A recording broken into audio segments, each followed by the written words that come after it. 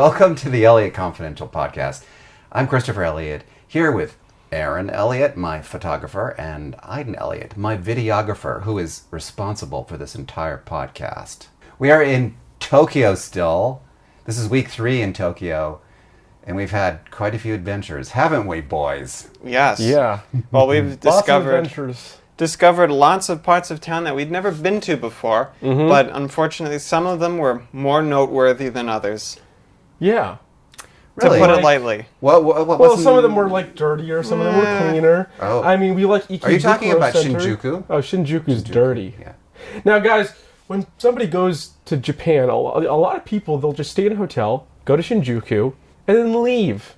But first, our question of the week, which is, what is your favorite holiday to travel? It is Easter and Passover in most of the Western world, and so that's a holiday a lot of people do travel. What's your favorite holiday? We've gone to a grocery store almost every day to go shopping. We're living in an apartment, so we've been trying to do some cooking. And a Japanese grocery store is not like other grocery stores.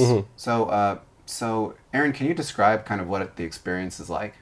Well, a Japanese grocery store is almost impossible to navigate because everything is, firstly, in Japanese. That language barrier is very hard to cross without the help of Google. Google Translate. Google Lens actually is a lifesaver because, to be honest, you're probably not familiar with 99% of the products that you find there. Yeah. So that's actually a really good tip, is if you are going to a place like Japan, make sure that you have a good eSIM with lots of data so that you can use Google Lens to decipher what is on the packages. But there's a lot of cool things that these Japanese grocery stores do have that you might not expect. Like, for instance, you can get lots of even cheaper Japanese food than if you were to go into, for example, a convenience store.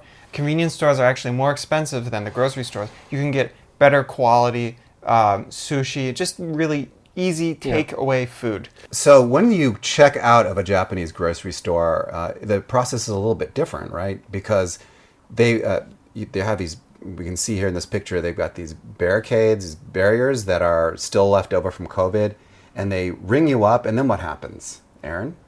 Well, these are grocery stores. What they'll do is they'll have a cash register, and she'll ring everything up, and then she'll put your basket down at a payment station, which is very different from the sort of setup that you are used to in Europe and North America and most parts of the world, where really they ring you through and then you pay right there, and there's no extra space, so that way she can keep or he can keep ringing people up while you try and figure out how to pay, which is very convenient because figuring out how to pay can be challenging in Japan. Sometimes you go to a grocery store and they only want cash, for instance. There's multiple payment options. Yeah. So they ring you up, then they put you in front of this terminal, then you pay, and then, we have a picture here of Aaron, then you go to a different station and you bag your own groceries. Yes, and that's something that you have to do outside of the payment station. So we're used to just doing it all in one place, but here they have different places for each thing. And I think that the reason for that is pretty obvious. It's without that, these grocery stores would get really crowded because they actually deal with a lot of traffic, especially in the afternoon. People will get on their bikes, they'll bike over to the grocery store, and they'll stand in these really long lines.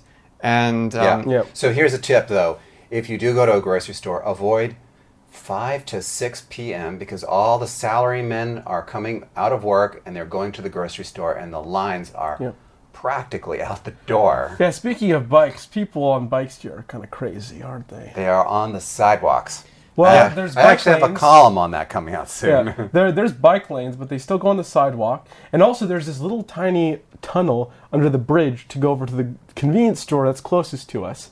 And sometimes I'll just be sitting out there drinking like a drink or something, and there's these bike barricades, and they'll just go like swivel right through them and then go into the. It's like that's illegal. I thought these guys they liked rules. Well, not for bikes. The bikes get. Although I have to say, we were walking about 2 or 3 days ago, and we saw 2 Japanese police officers that pulled someone over who was biking, apparently violating some rule. Yeah, everyone is so well behaved except for bikes.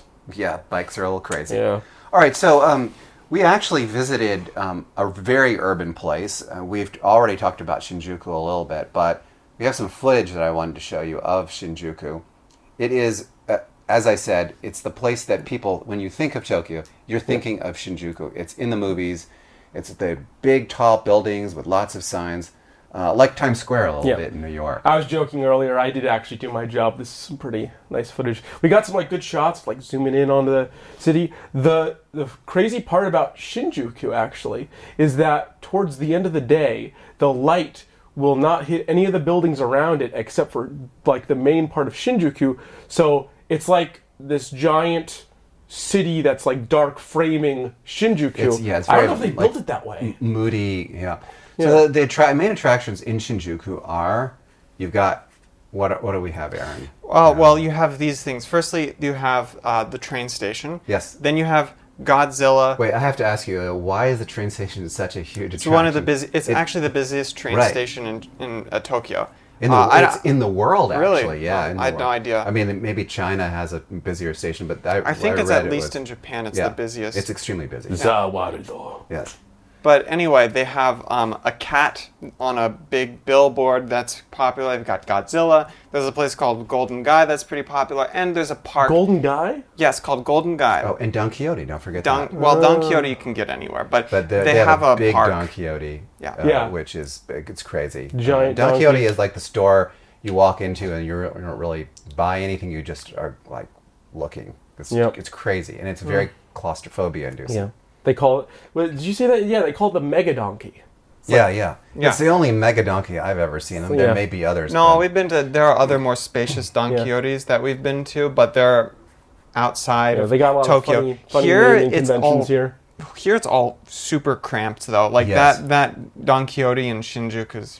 If you have a fear of enclosed spaces or enclosures, don't go into the Don Quixote. Anyway, there's just a ton of tourists there.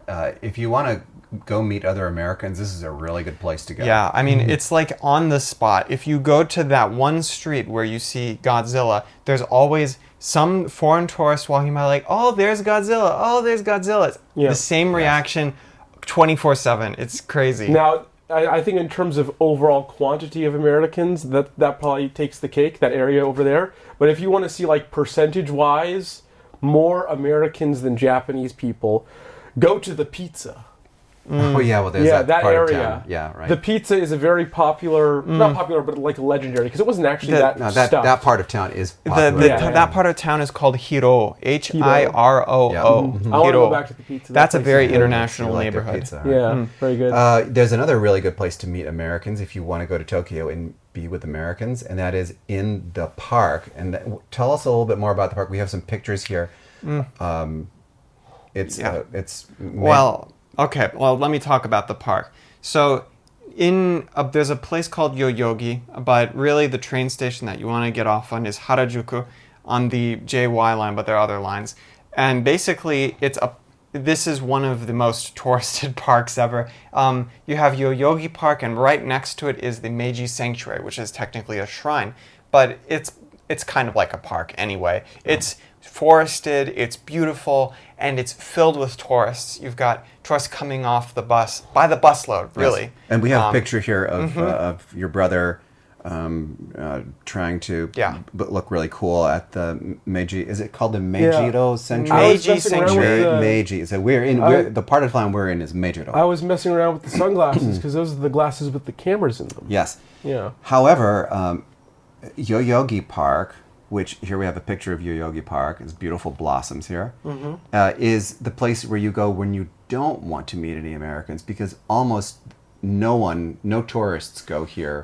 It's a lot of Japanese people, kids learning how to bike. It is beautiful. Yeah, it's the same park, but basically whenever you go out away from the shrine to the areas where people have exercise, then all the Americans go away. I was like, oh, what's up here? Yeah, interesting. But look, you can see these beautiful flowers are in bloom, these spring flowers. And it is starting to get very warm here as well. Today, when we're recording this on a Saturday. It's going to be in the high 80s here in Tokyo. So it's starting to feel a little bit more like summer here. Yeah. The best view, though, is on a clear day is of Mount Fuji. And a few days ago, we had a nice clear sunset and a clear view of Mount Fuji. This is Aaron trying to get the picture, but if you look here, this is the actual picture from our apartment. Yeah, there was actually a clear day where we could have taken a picture. So beautiful. One of the days you could just perfectly see Mount Fuji. You can even see, like, there was still snow on it. Yeah, there is. Of course, there's still snow on it. You can't see anything today. Today's like one of those days. If you're from Southern California, you probably remember the 1980s where it was like every day you couldn't see the mountains. That's what it's like today, where you have like a yellow alert air quality. I remember that time. It was horrible. Yeah, that's right. It's much better now, actually. Now the air quality in Southern California is much better. Yeah, finally they fixed it. One of our favorite parts of this podcast is when we look at some funny signs, and we have a few that we found amusing, and you might as well. Here's one at our favorite place for ramen, and that is, I don't even understand why this is called The Last of the Cash Register. Yeah. It's like a novel, The Last of the Cash Register. What do you think that they actually were meant by that? I think that it means that they ran out of cash, or... It says Neji Saigo, and then I don't know what the end character means, but it literally just means register, last, and then we could probably translate that last one. That it just means the same thing as far as I can tell. So yeah, this is one of our favorite restaurants called Ipuro, and they do very nice ramen. If you're near Shinjuku Station, check it out. This one really was a head turner, and we have a story behind it. It's a place called the Deutsches Haus, really. And it is a German language school, but they also have a store. It's right around the corner from where we live. And when I walked past it, it said, "Here, no American products." And then it had a big line through the flag and picture of Donald Trump. Yeah.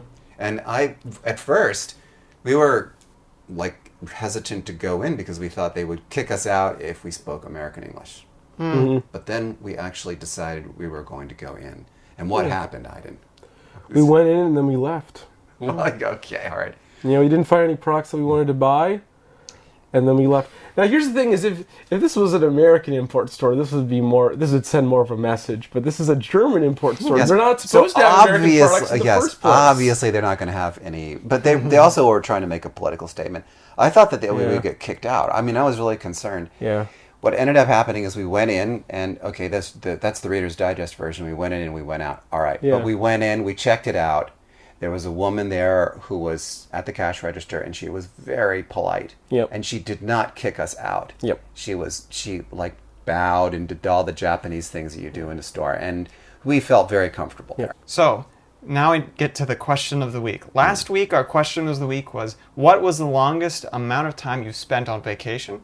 And remember, this week's question of the week is, what is your favorite holiday to travel? So let us know about those. So last week, Sam answered, we are on permanent vacation since we left the United States last September to become roaming expats. We did sit-downs in Australia, Qatar, Abu Dhabi, and visited Oman. In 2 weeks, we were off to Azerbaijan, Malta, Norway, and back to Australia for a few months. Plans after that include Kathmandu, Sri Lanka, Kazakhstan, and back to the Middle East. The world is the most wonderful gift. Wow. Good for you. Now we're jealous of you. I think we're Good jealous. for you. Yeah. Okay. I talked to you, Sam, before, and I know that you wanted to go to Azerbaijan, so I'm curious to see what you think of that. We may follow you there. But these other places are great. We haven't been to Malta, but Norway for sure is one of our favorite You just have a destinations. great time. Yeah, enjoy. Yeah. Enjoy. I have the best time ever.